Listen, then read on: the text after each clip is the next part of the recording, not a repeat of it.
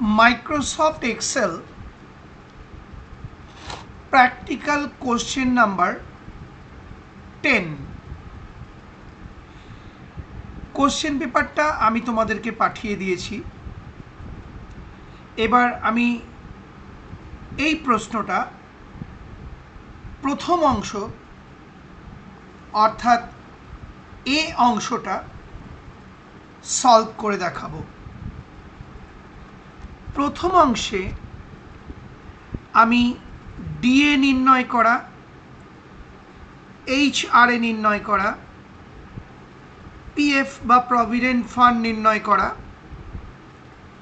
এবং total salary নির্ণয় করা দেখাবো। দেখো, এখানে বেশ কিছু কর্মচারীর নাম, তাদের ডিপার্টমেন্ট, তাদের পোস্ট, তাদের বেসিক পে দেওয়া রয়েছে। এবার এই বাকি বিষয়গুলো আমাদেরকে নির্ণয় করতে হবে। এটা অ্যাকচুয়ালি স্যালারি স্টেটমেন্ট, অর্থাৎ অফিসের কোনো কর্মচারীদের বেতন সংক্রান্ত বিবরণী। প্রথমে আমি প্রথম যে কর্মচারী রয়েছেন মিস্টার রাম, তার ডিএটা নির্ণয় করব। অর্থাৎ প্রথম কর্মচারী মিস্টার রামের ডিয়ারনেস অ্যালাওয়েন্সটা নির্ণয় করব। লক্ষ্য করো, আমি প্রথম যে কর্মচারী অর্থাৎ রাম, মিস্টার রাম, তার ডিএর যে হেডিংটা দেওয়া রয়েছে তার তলার সেলে ক্লিক করে নিলাম। অর্থাৎ এই সেলটাকে সিলেক্ট করে নিলাম। তোমরা লক্ষ্য করো, আমি মাউস পয়েন্টার ঘোরাচ্ছি। এইবার দেখো, উপরে কোশ্চেন পেপারে দেওয়াই রয়েছে হেডিংয়ের সাথে 2.5%। আমি এবার একটা ইজ ইকুয়াল টু চিহ্ন টাইপ করলাম, কারণ আমি এবার ফর্মুলা এন্ট্রি করতে চলেছি। আর ফর্মুলা এন্ট্রি বা ফাংশন লেখার আগে ইজ ইকুয়াল টু চিহ্ন টাইপ করতে হয়। এবার আমি লিখছি G7, অর্থাৎ প্রথম যে কর্মচারী তার বেসিক পেটা যে সেলে রয়েছে সেই সেলটার রেফারেন্সটা আমি লিখলাম। আর প্রথম কর্মচারীর বেসিক পে রয়েছে G7 সেলে, অর্থাৎ জি কলামের 7 নম্বর রোতে। তাই আমি লিখলাম G7। এবার আমি লিখছি ইনটু চিহ্ন, স্টার চিহ্ন মানে গুণ, তারপর 2.5%, কারণ ওপরে আমার দেওয়া রয়েছে 2.5%। সাধারণত ডিএটা বেসিক পের উপরেই ক্যালকুলেট করা হয়। তাহলে কি দাঁড়ালো, G7 অর্থাৎ এই ভ্যালুটা মাল্টিপ্লাইড বাই 2.5%। পার্সেন্টেজ চিহ্নটা কিন্তু দিতে ভুলো না। এইবার আমি এন্টার কি প্রেস করব। লক্ষ্য করো, এই আমি এন্টার কি প্রেস করলাম, সঙ্গে সঙ্গে প্রথম কর্মচারীর ডিএটা নির্ণয় হয়ে গেল। এই যে দেখতে পাচ্ছ।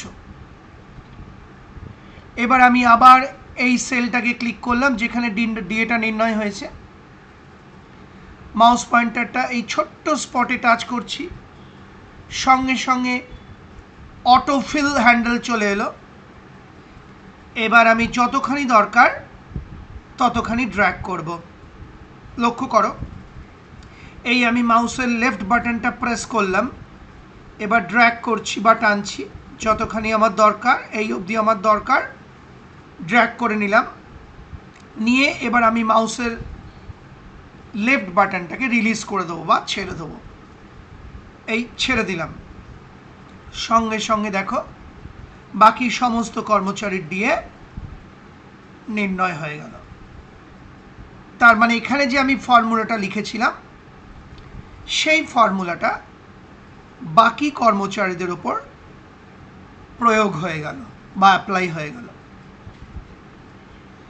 এবার আমি HRA বা হাউস রেন্ট অ্যালাওয়েন্স নির্ণয় করব। এই যে HRA, আমি আবার HRA যে হেডিং কলাম হেডিংটা রয়েছে তার পরের সেলটায় ক্লিক করে নিলাম, কারণ আমি প্রথম কর্মচারীর HRA নির্ণয় করব।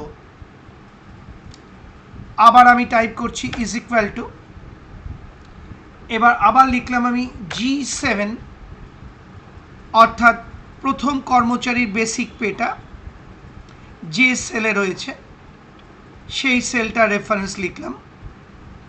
তোমরা জানো G7-এ প্রথম কর্মচারীর বেসিক পের ভ্যালুটা ইনপুট করা রয়েছে। এবার আবার আমি গুণ চিহ্ন বা স্টার চিহ্ন টাইপ করলাম। এবার আমি লিখছি 3.5%। এই যে ওপরে দেওয়া রয়েছে মানটা 3.5% HRA। আর সাধারণত HRA বা হাউস রেন্ট অ্যালাওয়েন্সও বেসিক পের উপর ভিত্তি করে ক্যালকুলেট বা গণনা করা হয়। তাহলে কী দাঁড়ালো, G7 অর্থাৎ এই সেলে যে ভ্যালুটা রয়েছে মাল্টিপ্লাইড বাই 3.5%। আবার বলছি, পার্সেন্টেজ চিহ্ন দিতে ভুল করো না, নয়তো কিন্তু বিরাট বড় একটা সংখ্যা চলে আসবে এবং তোমার অঙ্কটা ভুল হবে। এবার আমি এন্টার প্রেস করব। এই এন্টার প্রেস করলাম, প্রথম কর্মচারীর HRA বা হাউস রেন্ট অ্যালাওয়েন্স নির্ণয় হয়ে গেল। আবার আমি এই সেলটাকে ক্লিক করে নিলাম, মাউস পয়েন্টারটা এই ছোট্ট স্পটে টাচ করলাম। এই যে ছোট্ট যে স্পটটা তোমরা জানো, এই ছোট্ট একটা স্পট দেখা যায়, ওখানে টাচ করলেই অটোফিল হ্যান্ডেল চলে আসবে। এবার আবার আমি মাউসের বাম দিকের বোতামটা টিকে ধরে আছি এবং ড্র্যাগ করছি যতখানি আমার হিসেব দরকার। এই অবধি ড্র্যাগ করে মাউসের লেফট বাটনটা আমি ছেড়ে দিলাম বা রিলিজ করে দিলাম। সঙ্গে সঙ্গে বাকি কর্মচারীদের HRA দেখো নির্ণয় হয়ে গেল। অর্থাৎ এখানে যে ফর্মুলাটা লিখেছিলাম সেটা বাকি সেলগুলোর ওপর প্রয়োগ হয়ে গেল। এবার আমি নির্ণয় করব PF বা প্রভিডেন্ট ফান্ড। এই যে আমি মাউস পয়েন্টার ঘোরাচ্ছি, লক্ষ্য করো, আমি এই PF যে হেডিংটা দেওয়া রয়েছে কলাম হেডিং, তার নিচের সেলে ক্লিক করলাম। আবার আমি টাইপ করছি ইজ ইকুয়াল টু এবং টাইপ করলাম G7, অর্থাৎ প্রথম কর্মচারীর বেসিক পেটা যে সেলে রয়েছে সেই সেলটা রেফারেন্স লিখলাম। এবার স্টার বা গুণ চিহ্ন টাইপ করলাম, আর দেখো উপরে লেখা রয়েছে 1.5%। এবার আমি টাইপ করছি 1.5%, অর্থাৎ প্রভিডেন্ট ফান্ডটাকেও আমরা বেসিক পের উপর ক্যালকুলেট করছি। তাহলে এখানে কি দাঁড়ালো, G7 অর্থাৎ এই সেলের ভ্যালুটা গুণ 1.5%। পার্সেন্টেজ চিহ্ন দিতে ভুলো না। আবার আমি এন্টার প্রেস করব, লক্ষ্য রাখো এই এন্টার প্রেস করলাম, সঙ্গে সঙ্গে PF বেরিয়ে এলো 75। আমি এবার এই সেলটায় ক্লিক করে নিলাম। এই ছোট্ট যে স্পটটা রয়েছে দেখতে পাচ্ছ, এই ছোট্ট স্পটে এই যে আগে অনেক অঙ্ক করেছি আমরা এইভাবে, সেখানে টাচ করলাম। চলে এলো অটোফিল হ্যান্ডেল। এবার আমি মাউসের বাম দিকের বোতামটা প্রেস করে রেখে ড্র্যাগ করছি যতখানি আমার প্রয়োজন হিসেব। এই ড্র্যাগ করলাম বা টেনে নিলাম, নিয়ে লেফট বাটনটা রিলিজ করে দিলাম বা ছেড়ে দিলাম। সঙ্গে সঙ্গে দেখো বাকি কর্মচারীদেরও পিএফ নির্ণয় হয়ে গেল। এবার আমি টোটাল স্যালারি নির্ণয় করব। এই যে টোটাল লেখা আছে কলাম হেডিং, ওর নিচের সেলে ক্লিক করলাম।